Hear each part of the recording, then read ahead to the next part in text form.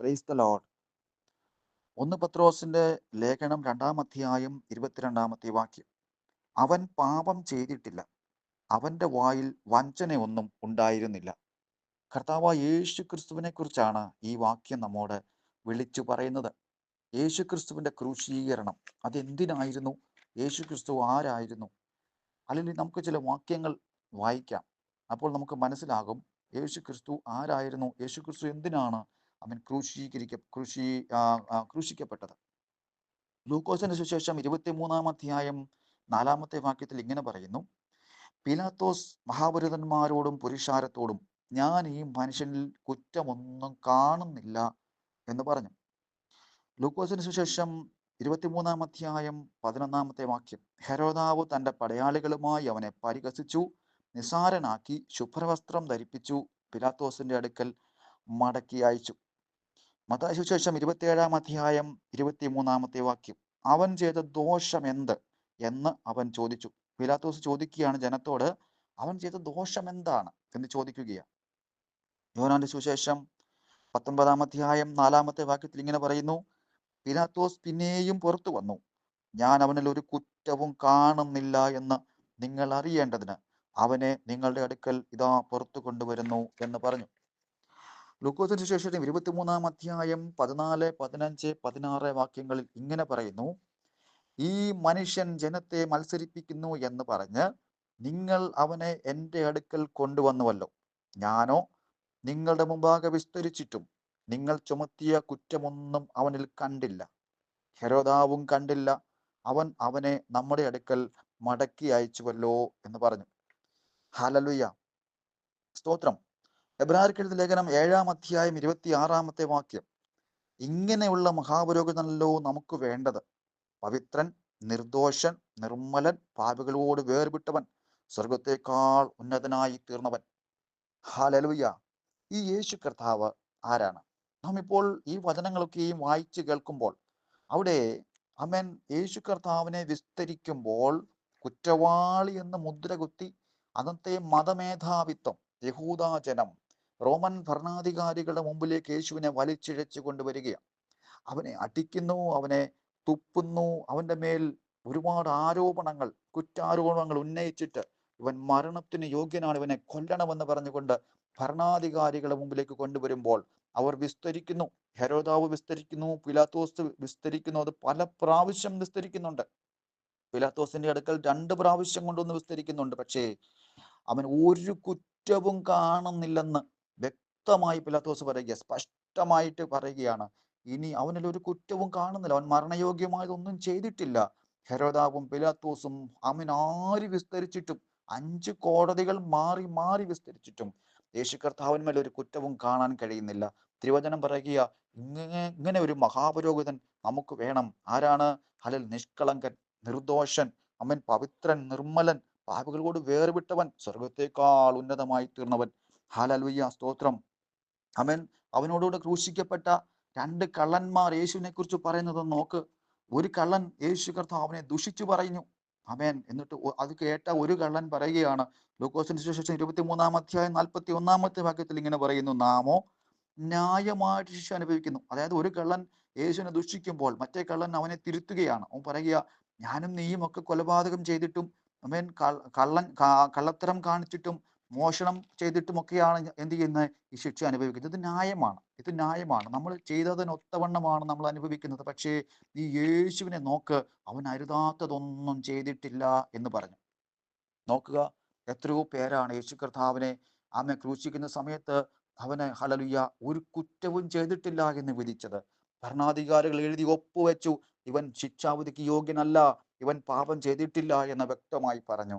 Hallelujah. 1 പത്രോസിന്റെ ലേഖനത്തിൽ പത്രോസ് പറയുകയാണ്, അവനിൽ പാപമില്ല, അവൻ പാപം ചെയ്തിട്ടില്ല, അവന്റെ വായിൽ വഞ്ചന ഒന്നും ഉണ്ടായിരുന്നില്ല. ഹല്ലേലൂയ. അവൻ ജീവിച്ചതുപോലെ, അവൻ പറഞ്ഞതുപോലെ ജീവിച്ചവനാ. ഹല്ലേലൂയ. പ്രവാചകന്മാർ പറഞ്ഞതുപോലെ വന്നവനാ. യേശു ക്രിസ്തു ആരാണ്?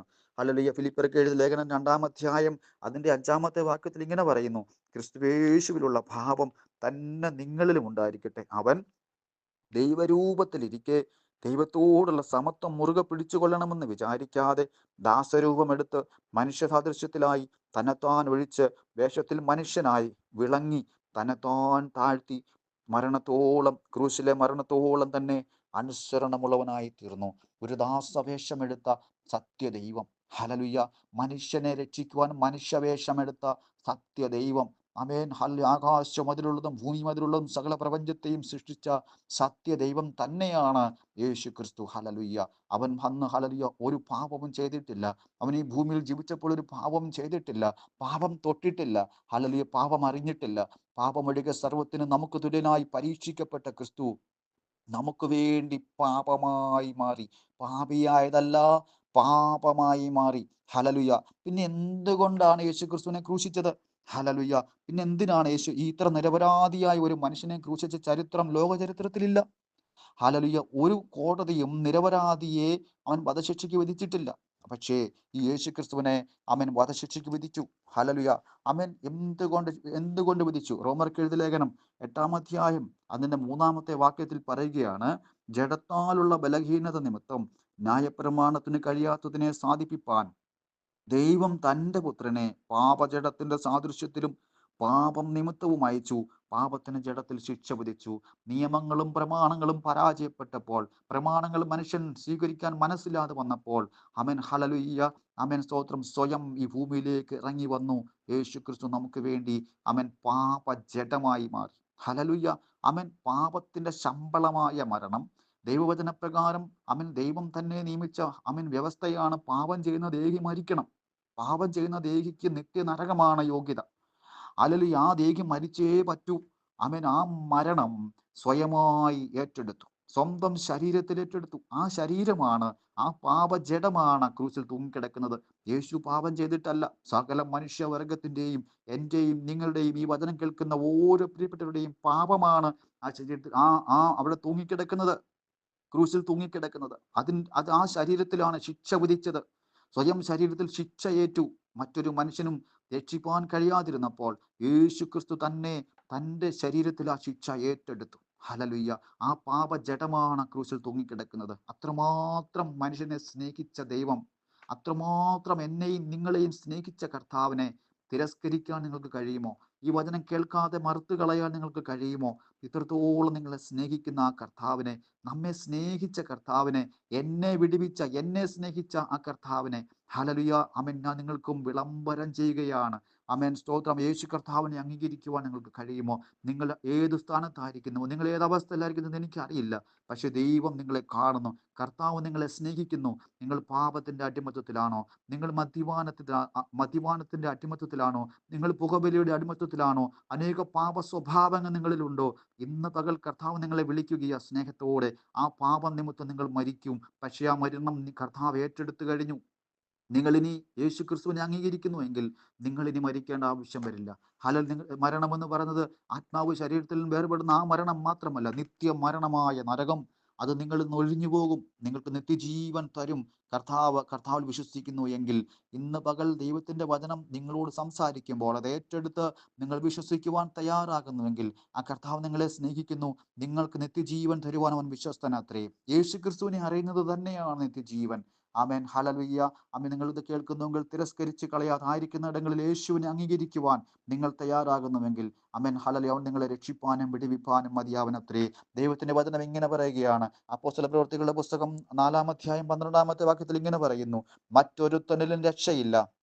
നാം രക്ഷിക്കപ്പെടുവാൻ ആകാശത്തിന്റെ കീഴിൽ മനുഷ്യരുടെ ഇടയിൽ നൽകപ്പെട്ട വേറൊരു നാമവുമില്ല എന്ന് ദൈവത്തിന്റെ വചനം വിളിച്ചു പറയുകയാണ്, ഉറപ്പിച്ചു പറയുകയാണ്. യേശു ക്രിസ്തു എന്ന നാമമല്ലാതെ മറ്റൊരു നാമം നിങ്ങളെ രക്ഷിപ്പാനായിട്ടില്ല. ആമേൻ.